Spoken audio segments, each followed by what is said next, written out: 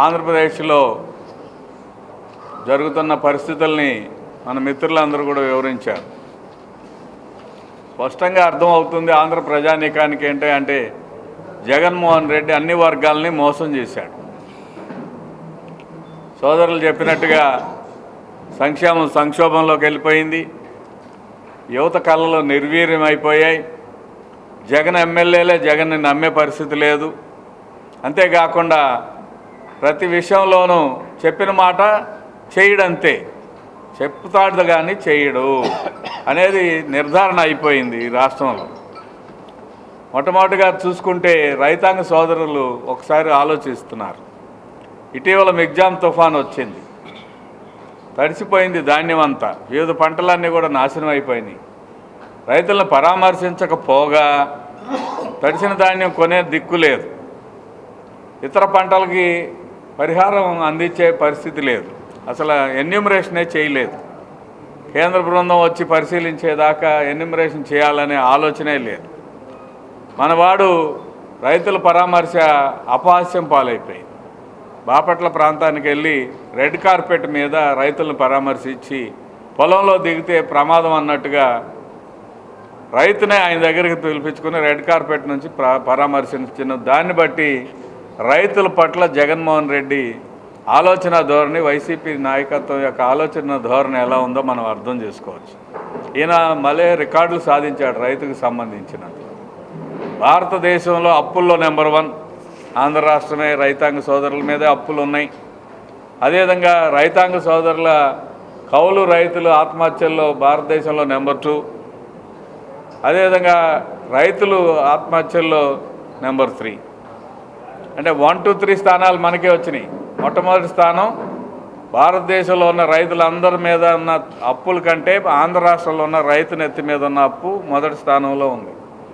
2వ స్థానం కౌలు రైతుల ఆత్మహత్యలు, 3వ స్థానం రైతుల ఆత్మహత్యలు. మన రాష్ట్రం ఎంత, దాని వైశాల్యం ఎంత, రైతుల సంఖ్య ఎంత, ఇది మనం లెక్కేసుకుంటే స్పష్టమైపోతుంది రైతుల పట్ల జగన్మోహన్ రెడ్డి ఆలోచన ధోరణి. ఆదుకోవటం చేత కాకపోతే మాలే, కనీసం సానుభూతి చూపించే పరిస్థితి కూడా లేదు. ధాన్యం రంగు మారింది, ధాన్యం కొనమంటే కొనే పరిస్థితి లేదు. గత సంవత్సరం కొన్న ధాన్యానికి ఇప్పటి వరకు పేమెంట్స్ ఇచ్చిన పరిస్థితి లేదు. పెద్ద గొప్పగా రంగులు వేసుకొని రైతు భరోసా కేంద్రాలని పెట్టాడు. అవి రైతు దగా కేంద్రాలుగా మారిపోయినాయి. అక్కడ ఏమి దొరకవు, అక్కడ ఏమి స్టాక్ ఉండదు. విత్తనాలు కావాలంటే మీరు ఇన్నెండు పెట్టాలి, ఎరువులు కావాలంటే మీ ఆధార్ కార్డు, పొలం పట్టాదారు పాస్ పుస్తకం ఇటువంటివన్నీ తీసుకెళ్ళి ఇవ్వాలి. ఇస్తే 45 డబ్బులు కట్టాలి. 45 గంటల తర్వాత వస్తే వచ్చే పరిస్థితి. నేను ఇటీవల గ్రామాలు పర్యటన చేసినప్పుడు గమనించాను. విత్తనాలు రైతు భరోసా కేంద్రంలో తీసుకున్న విత్తనాలు 40% మొలవట్లేదు. ఏం చేయాలి రైతు, ఎవరికి చెప్పుకోవాలి? ప్రైవేటు సంస్థల ద్వారా విత్తనాలు కొని మొలవపోతే గవర్నమెంట్కి ఫిర్యాదు చేస్తే గవర్నమెంట్ చర్యలు తీసుకుంటుంది. గవర్నమెంట్ సప్లై చేసినా మొలవపోతే పరిస్థితి ఏమిటి? రైతు భరోసా కేంద్రాలను ఓపెన్ చేసి ఏ రకమైన సహాయం లేదు. అటు రంగులు వేసుకున్నాడు. ఇక ఈ ముఖ్యమంత్రి రంగుల పిచ్చి చాలా ఎక్కువగా ఉంది. మనం చూద్దాం. పొలాల గురించి మాట్లాడుకుంటే పట్టదారు పాస్ పుస్తకం, దాని మీద రంగు వేసుకోవటం, ఆయన బొమ్మ ముద్రించడం. మరి ముఖ్యంగా చెబుతున్నాను, పాత తండ్రుల నుంచి వచ్చిన ఆస్తి లేదా స్వయం కృషితో సంపాదించుకున్న ఆస్తి పొలాల మీద, పట్టదారు పాస్ పుస్తకాల మీద జగన్మోహన్ రెడ్డి బొమ్మ ఎందుకని అడుగుతున్నాను. మన పొలాలు సర్వే చేస్తున్నామనే పేరు మీద సర్వే రాళ్ళు పెట్టి సర్వే రాళ్ళ దగ్గర ఈయన బొమ్మను సర్వే రాళ్ళు పెడుతున్నాడు. ఇదేం విధానం? పట్టదారు పాస్ పుస్తకం మీద ప్రభుత్వం అనేది కంటిన్యూస్ ప్రాసెస్. గవర్నమెంట్ సీల్ ఉండాలా, వ్యక్తుల ముఖం కనపడాల్సిన అవసరం లేదు. ఏ ముఖ్యమంత్రి మారితే ఆ ముఖ్యమంత్రి ఫోటోలు వేసుకున్నారా? 1947 తర్వాత ఆంధ్ర రాష్ట్రం 1953లో ఏర్పడితే 53 నుంచి ఉమ్మడి ఆంధ్ర రాష్ట్రం కూడా 2014 తర్వాత కానీ 19 దాకా, లేదా ఇప్పుడు 23, 24 దాకా జగన్మోహన్ రెడ్డి తప్ప ఏ ఒక్క ముఖ్యమంత్రి పట్టదారు పాస్ పుస్తకం మీద ఫోటో వేసుకోవాలా.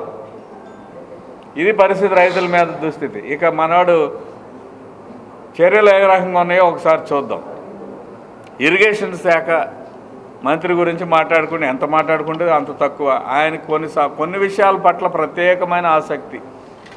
ఆ విషయాలు ఏంటో మీడియాకి తెలుసు, రాష్ట్ర ప్రజలకు తెలుసు. వాటిలో చాలా హుషారుగా ఉంటాడు. తిక్కలోడు తిరణాకెళ్తే ఎక్కదిగ సరిపోయింది అన్నట్టు జగన్మోహన్ రెడ్డి గారు ఇరిగేషన్ శాఖను పూర్తిగా నాశనం చేశాడు. ఇరిగేషన్ శాఖ మంత్రులు ఎవరెవరో ఒకసారి గుర్తు చేసుకోండి. పోలవరం నీళ్ళు ఎప్పుడు ఇస్తావా అంటే అసెంబ్లీలో జిప్పు చూపించే మంత్రి.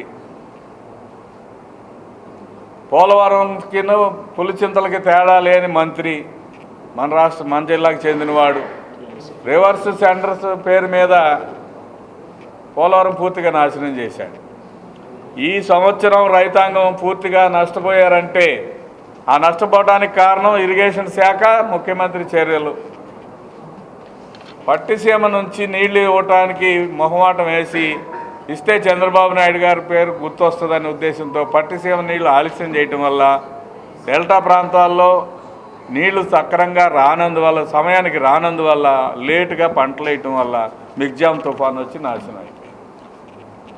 మళ్ళీ చివరికి వదలకు తప్పలా, కానీ అదునికి వాటర్ ఇవ్వలేని పరిస్థితి.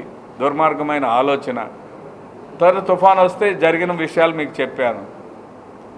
ఇట్లా రైతాంగ సోదరులకి పరపతి విషయంలో చాలా ఇబ్బందిగా ఉంది. పరపతి అంటే లోన్ ఇచ్చే దగ్గర గతంలో చంద్రబాబు నాయుడు గారు 3 లక్షల వరకు 0 వడ్డీతో రైతాంగ సోదరులను ఆదుకున్నారు.